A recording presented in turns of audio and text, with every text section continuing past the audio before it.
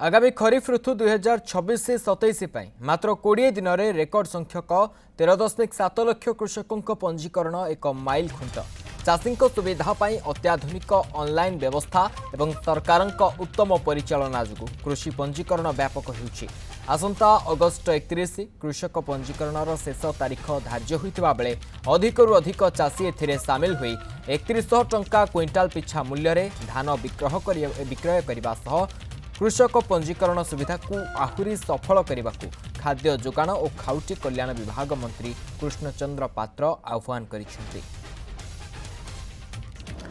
आगामी खरीफ ऋतु 2026-27 जो रजिस्ट्रेशन प्रक्रिया चली से आम कृषक मान भितर एक अभूतपूर्व उत्साह देखा पाऊँ। आज पर्यंत ये 20 दिन भितर 13,07,000 कृषक तांको रजिस्ट्रेशन कर सारे।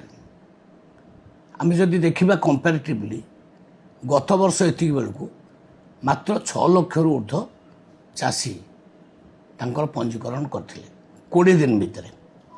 आई वर्षर 20 दिन भितर तार 2 गुण ऊर्ध्व कृषक तांकर पंजीकरण करछंती।